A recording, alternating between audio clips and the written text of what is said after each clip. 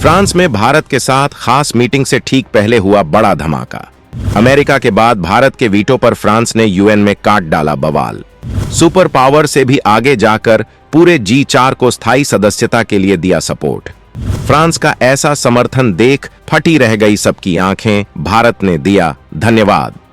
संयुक्त राष्ट्र सुरक्षा परिषद में भारत की स्थायी सदस्यता के लिए लगातार समर्थन मिल रहा है। पूरी दुनिया में मौजूदा सरकार ने कुछ ऐसा माहौल बना दिया है, हर तरफ से सुरक्षा परिषद में बदलाव का दबाव बढ़ता जा रहा है। सुरक्षा परिषद में मौजूद स्थायी सदस्यों को भी आगे बढ़कर इसे समर्थन करना पड़ रहा है। इसकी वजह यह भी है कि यूएन को भी इस बात का खौफ सता रहा है कि जिस तरह से दुनिया में नए नए संगठन खड़े हो रहे हैं, कहीं यूएन का वजूद ही खतरे में न पड़ जाए। इसी वजह से कुछ दिन पहले ही जहां अमेरिका ने भारत की स्थायी सदस्यता के लिए सिफारिश की थी, वहीं अब फ्रांस ने अमेरिका से एक कदम आगे जाते हुए पूरे G4 को स्थायी सदस्यता के लिए सपोर्ट कर दिया है, जबकि अमेरिका G4 में ब्राजील को स्थायी सदस्यता का समर्थन नहीं करता है। तो आइए जानते हैं कि फ्रांस ने भारत के समर्थन का ऐलान क्यों किया है। इस मामले में उसका तर्क क्या है, बने रहिएगा वीडियो पर। अमेरिका फ्रांस दोस्त होने के साथ बिजनेस में देते हैं एक दूसरे को टक्कर। भारत के मार्केट में कब्जे के लिए इन दोनों देशों में मची है जबरदस्त होड़।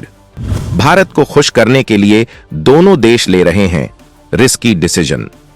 भारत की स्थायी सदस्यता में कितनी देर है और इस मामले में क्या क्या पॉजिटिव चीजें हैं, वहीं भारत अपने विरोधियों पर कितना दबाव बना पाया है, इस बारे में हम आपको आगे बताएंगे। लेकिन इसलिए पहले हम आपको बताते हैं कि फ्रांस ने क्या कहा है और इसके पीछे क्या मकसद है। 25 सितंबर को संयुक्त राष्ट्र महासभा में दिए भाषण में फ्रांस के राष्ट्रपति इमैनुएल मैक्रों ने कहा कि फ्रांस यूएनएससी में स्थायी सदस्यों की संख्या बढ़ाने का समर्थन करता है। संयुक्त राष्ट्र को और अधिक कुशल बनाने की जरूरत है। इसके लिए प्रतिनिधियों की संख्या बढ़ानी होगी। फ्रांस इस वैश्विक निकाय के विस्तार का समर्थन करता है।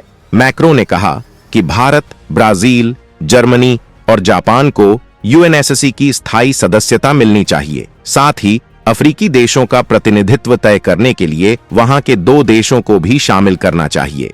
इससे पहले 21 सितंबर को क्वाड देशों की तरफ से जारी किए गए संयुक्त बयान में भी यूएनएससी में सुधार के लिए चारों देशों ने एकजुटता दिखाई थी। इसमें अफ्रीकी, एशियाई, लैटिन अमेरिकी और कैरेबियाई देशों को शामिल करने का सबने समर्थन किया। प्रधानमंत्री नरेंद्र मोदी ने भविष्य के शिखर सम्मेलन में भी जोरदार तरीके से इस मुद्दे को उठाया था और उन्होंने विश्व शांति के लिए सुधारों को जरूरी बताया था। उन्होंने कहा था, सुधार प्रासंगिकता की कुंजी है। मतलब साफ था कि अगर किसी चीज में बदलाव न हो तो वो वक्त के साथ तबाह हो जाता है, और अगर सुरक्षा परिषद बदलने के लिए तैयार नहीं होगी तो फिर इसका वजूद खतरे में आ जाएगा, जिसे दुनिया में कोई सुनने को तैयार नहीं होगा।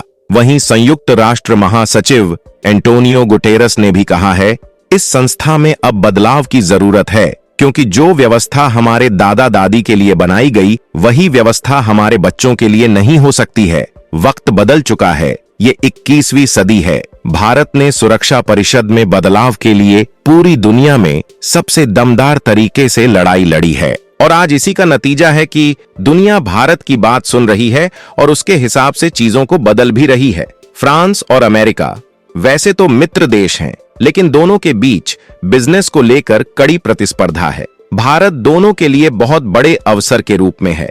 फ्रांस दुनिया में डिफेंस के मामले में बेहद मजबूत माना जाता है। वो भारत का दूसरा सबसे बड़ा रक्षा निर्यातक देश है। लेकिन अमेरिका इस वक्त भारत को अपनी तरफ आकर्षित करके कई तरह के हथियारों की डील कर रहा है। यहां तक कि वो फ्रांस की सबसे बड़ी ताकत एरोस्पेस के मामले में भी भारत को तमाम ऑफर दे चुका है। इसके लिए अमेरिकी कंपनी लॉकहीड मार्टिन के सीईओ भारत आकर पीएम मोदी से मिले थे और अपने F-21 विमानों का तगड़ा ऑफर दिया था, जबकि फ्रांस भारत को अपने सुपर राफेल बेचने की कोशिश में है। इसी वजह से दोनों देश इस वक्त भारत की हर डिमांड पर राजी हैं। पीएम मोदी दोनों की कमजोर नस ठीक से पहचानते हैं और वक्त वक्त पर वो इस पर अपना दबाव बढ़ा देते हैं, जिसका नतीजा ये हुआ है कि अब पश्चिम चाहकर भी भारत का विरोध नहीं कर पा रहा है और भारत सुरक्षा परिषद की स्थायी सदस्यता के करीब आता जा रहा है। भारत यूएनएससी में छठी परमानेंट सीट का सबसे मजबूत दावेदार। यूनाइटिंग फॉर कंसेंसस G4 के खिलाफ बिछा रहा साजिशों के जाल। भारत सुरक्षा परिषद में स्थायी सदस्यता के लिए सबसे मजबूत दावेदार बन गया है। आजादी के बाद भारत जिस स्पीड से उभरकर दुनिया में आया है, उसकी वजह से आज वो महाशक्ति की हैसियत रखता है। दुनिया की 17% आबादी भारत में रहती है। 142 करोड़ पॉपुलेशन के साथ भारत दुनिया का सबसे ज्यादा आबादी वाला देश है।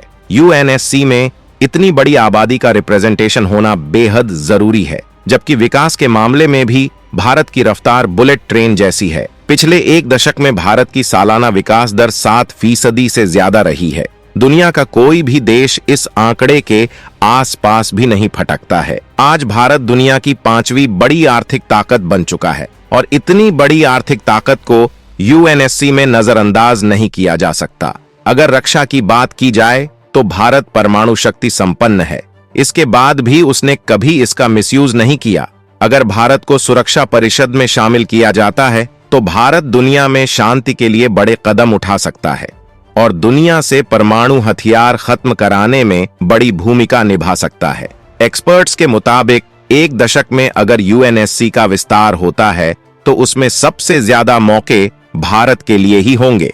सर्वे के लिहाज से भारत के स्थायी सदस्य बनने की संभावना 26% रहेगी। यूएनएससी के 5 परमानेंट मेंबर में से सारे के सारे भारत की मांग का समर्थन करते हैं। केवल चीन नहीं चाहता कि यूएन की सबसे ताकतवर बॉडी पर भारत को एंट्री मिले। संयुक्त राष्ट्र सुरक्षा परिषद में कोई भी प्रस्ताव पारित करने के लिए सभी 5 स्थायी देशों का समर्थन जरूरी है। फ्रांस, अमेरिका, रूस और ब्रिटेन भारत को समर्थन दे चुके हैं, लेकिन चीन अलग अलग बहानों से भारत की स्थायी सदस्यता का विरोध करता रहा है, जबकि भारत ने यूएनएससी में चीन के परमानेंट मेंबर बनने का समर्थन किया था।